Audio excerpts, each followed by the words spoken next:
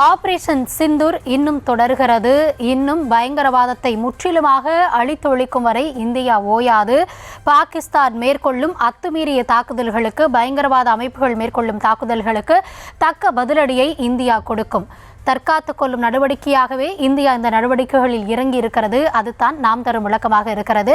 ஆனால் பாகிஸ்தான் தரப்பிலிருந்து தொடர்ந்து அத்துமீறிய தாக்குதல், பொதுமக்கள் மீது தாக்குதல், இதெல்லாமே மேற்கொள்ளப்பட்டு வருகிறது. கள சூழல் என்னவாக இருக்கிறது அப்படின்றதையும் பார்க்க வேண்டியிருக்கிறது. இந்த தருணத்தில் பிரதமர் மோடியோடு பாதுகாப்புத்துறை அமைச்சர் ராஜ்நாத் சிங் அவர்கள் ஆலோசனையில் ஈடுபட்டு இருப்பதாக தெரிய வருகிறது. இது தொடர்பான விவரங்களுக்காக இணைகிறார் எம்முடைய செய்தியாளர் வெங்கட். தொடர்ச்சியாகவே அவ்வப்போது ஆலோசனைகள் மேற்கொள்ளப்படுகிறது.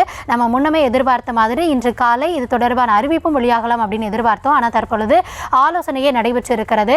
இதில் ஏற்கனவே இருக்கக்கூடிய நடைமுறைகள் அடிப்படையில் வாட் இஸ் நெக்ஸ்ட் அப்படின்ற மாதிரி டிஸ்கஸ் பண்ணுவாங்களா, இல்லை என்ன நடக்கும் இந்த ஆலோசனை கூட்டத்தில்?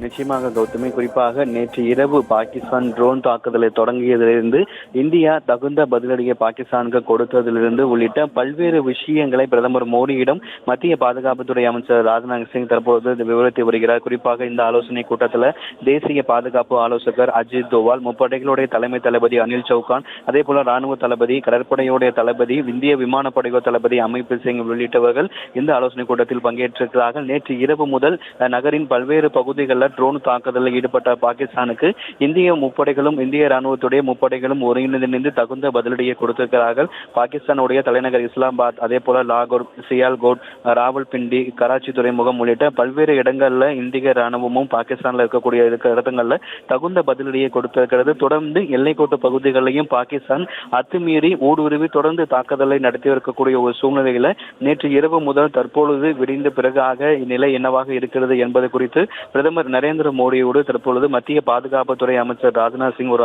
அவசர ஆலோசனையை மேற்கொண்டிருக்கிறார்.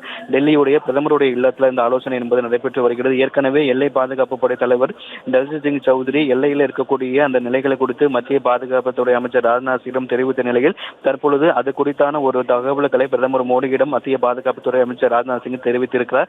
இரவு முழுவதுமே இந்த தாக்குதலை பிரதமர் மோடி அவர்கள் தொடர்ந்து கண்காணித்து வந்ததாகவும் தகவல்கள் கூறப்பட்டது.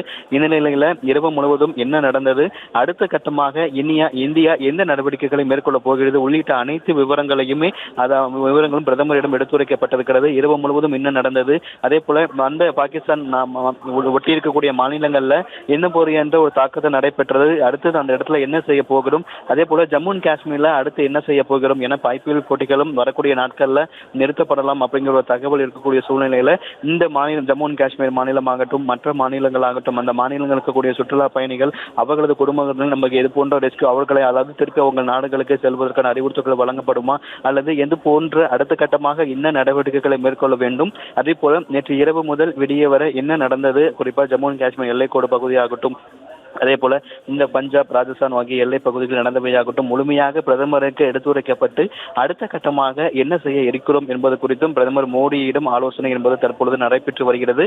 தேசிய பாதுகாப்பு ஆலோசகர் அஜித் தோவால், முப்படைகளுடைய தலைமை தளபதி அனில் சௌகான் உள்ளிட்டோர் முக்கிய ராணுவ உயர் அதிகாரிகள் இந்த ஆலோசனை கூட்டத்தில் பங்கேற்றிருக்கிறார்கள். இந்த ஆலோசனை கூட்டத்திற்கு பிறகாக மத்திய பாதுகாப்புத்துறை அமைச்சர் ராஜ்நாத் சிங் எல்லை கோட்டு பகுதிகளுக்கு நேரடியாக சென்று ஆய்வுகளை மேற்கொள்வார் அப்படிங்கிற ஒரு தகவலும் கிடைக்கப்பட்டிருக்கிறது. குறிப்பாக இந்த பாகிஸ்தான் இந்த ட்ரோன் தாக்குதலை தொடங்கிய அந்த ஜம்மு, அக்னூர், பதான்கோட் உள்ளிட்ட பகுதிகளில் நேரடியாக சென்று அவர் ஆய்வுகளை மேற்கொள்ள இருப்பதாகவும் தகவல் தெரிவிக்கப்பட்டிருக்கிறது.